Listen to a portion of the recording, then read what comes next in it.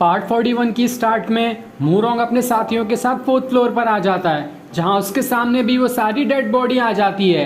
उन बॉडी को देखकर मूरोंग अपने सिपाहियों को उनसे लड़ने के लिए भेजता है, इसलिए सारे सिपाही उससे लड़ने जाते हैं। लेकिन वो उन डेड बॉडी के सामने जरा भी नहीं टिक पाते और वो सभी को चुटकियों में मारकर नीचे गिरा देता है।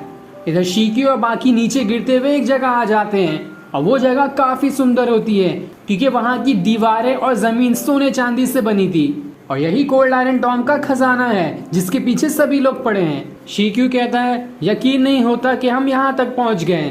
फैंगलियो कहता है अब हमें टॉम ब्रेकिंग ऑर्डर ढूंढना होगा, इसलिए वो जमीन पर लगी लकड़ियों को देखने लगता है और फिर शीक्यू से कहता है ये येलो ईस्टर्न है। शीक्यू उससे कहता है तो इसका मतलब इन्हीं लकड़ियों के नीचे हमें टॉम ब्रेकिंग ऑर्डर मिलेगा।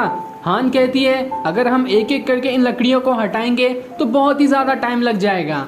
ये सुनकर शीक्यू फैंगलियो से कहता है क्यों ना हम अपने यूनिकॉर्न आर्म का यूज करें और उसकी पावर की मदद से पूरे लकड़ी के फर्श को ही तोड़ देते हैं। जिसमें फैंगलियो कहता है ये तो बहुत ही अच्छा आइडिया है। जिसके बाद वो दोनों अपनी यूनिकॉर्न आर्म का यूज करते हैं और अपनी पावर से उस लकड़ी के फर्श को ही तोड़ देते हैं और फर्श के टूटते ही उन्हें एक सोने का कॉफिन दिखाई देता है और उसी कॉफिन के ऊपर टॉम ब्रेकिंग ऑर्डर लगा था।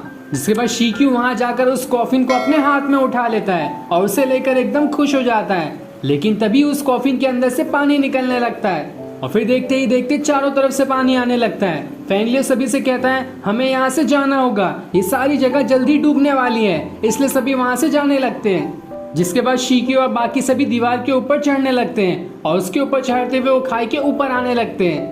लेकिन जैसे ही वो ऊपर आने वाले होते हैं इससे पहले शीक्यू का एक भाला दीवार के अंदर नहीं लगता, जिससे वो गिरने लगता है। लेकिन वो खुद को संभाल कर दूसरे भाले को दीवार के अंदर फंसा देता है और उसके सहारे से वहीं लटक जाता है। साथ ही उसका पैर पकड़कर लिन भी लटक जाती है।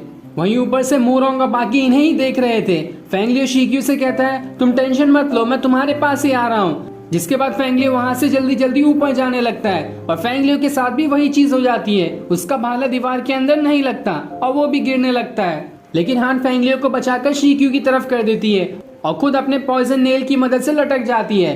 लेकिन भाले पर ज्यादा वजन होने की वजह से शीक्यू का भाला भी नीचे गिरने लगता है। तो फैंगलियो लिन से कहता है जल्दी से जाकर हान को पकड़ लो, इसलिए वो जाकर हान को पकड़ लेती है। लेकिन उनका भाला भी निकल जाता है और वो दोनों नीचे गिरने लगते हैं। पर काफी कोशिशों के बाद वो अपने भाले को दीवार में फंसा लेते हैं। लेकिन उनका बैड लक, ऊपर से एक बड़ा सा पत्थर नीचे गिर जाता है जिसकी वजह से वो दोबारा नीचे गिरने लगते हैं। पर सही टाइम पे लिन अपने नाइफ को खोलकर उसके ब्लेड की मदद से शीक्यू और उसके भाले को पकड़ लेती है, जिस वजह से वो दोनों वहीं लटक जाते हैं। लेकिन इस वजह से हान का भी हाथ छूटने लगता है क्योंकि उसके नाखून में अब 3 लोगों का वजन आ गया है। लिन शीक्यू और फैंगलियो से कहती है तुम दोनों टेंशन मत लो, मैं तुम्हें ऊपर घसीट लूंगी। लेकिन उसके हाथ से भी वो चाकू फिसलने लगता है। ये देखकर फैंगलियो और शीक्यू एक दूसरे से कहते हैं हम दोनों ने एक साथ जन्म नहीं लिया, लेकिन एक साथ जरूर मर जाएंगे। और ये सीन काफी इमोशनल होता है। और फिर शीक्यू और फैंगलियो दोनों हान और लिन से कहते हैं अगर नसीब में हुआ तो हम तुमसे दोबारा मिलेंगे। जिसके बाद वो दोनों खुद से ही अपना हाथ छोड़कर नीचे गिर जाते हैं। ये देखकर लिन बस चिल्लाते रह जाती है। तब हान का हाथ भी छूटने लगता है और इतना ज्यादा वजन की वजह से वो वहीं बेहोश हो जाती है और उसके बेहोश होते ही हान और लिन दोनों भी नीचे गिरने लगते हैं। लेकिन सही टाइम पर डायरेक्टर उन दोनों को ही बचाकर ऊपर ले लेती है। तभी खाई के अंदर से ऊपर पानी आने लगता है। तियानहाओ सभी से कहता है ये सारी जगह डूबने वाली है, सभी यहाँ से भाग जाओ। इसलिए सभी वहाँ से जाने लगते हैं। सभी इधर उधर भागते हैं लेकिन बाहर जाने का रास्ता ही नहीं होता। तब तियानहाओ सभी से कहता है जब इस टोम को बनाया गया था तो यहाँ से बाहर जाने का भी जरूर कोई रास्ता होगा, इसलिए सभी वहाँ से पानी में कूद जाते हैं। शायद इसकी मदद से वो सभी यहाँ से बाहर निकल जाए। इधर जिंग और बाकी जहाँ खड़े होते हैं वहाँ पे कुनलुन पहाड़ भी टूटना शुरू हो जाता है। जिंग सभी से कहते हैं ये पहाड़ टूटकर हम पर ही गिर जाएगा, भागो सभी यहाँ से। इसलिए सभी वहाँ से भागने लगते हैं और फिर पहाड़ पूरी तरह से टूटकर बिखर जाता है।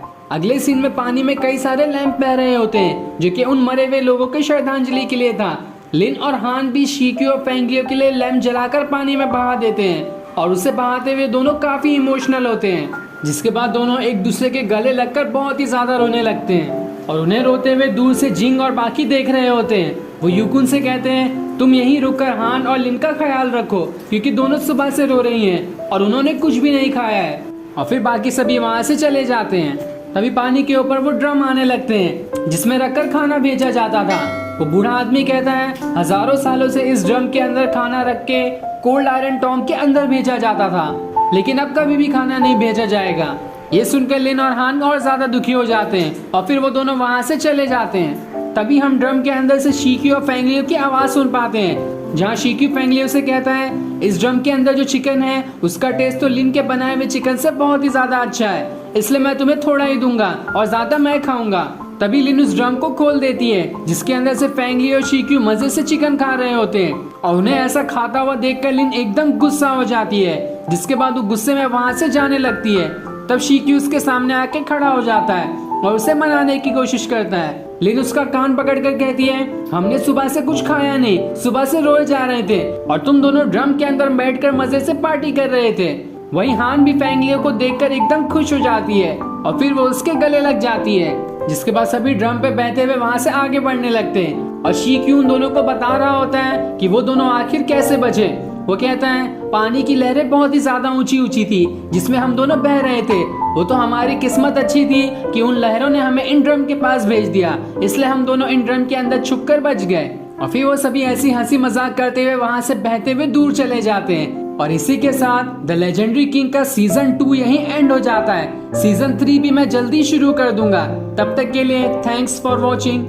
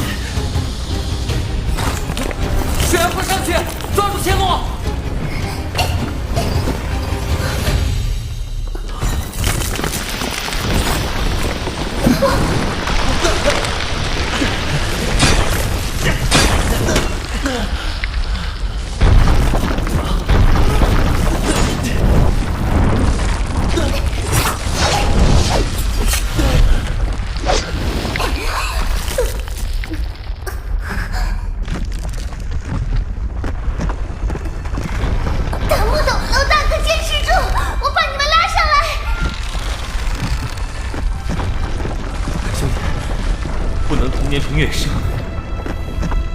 那就同年同月死吧。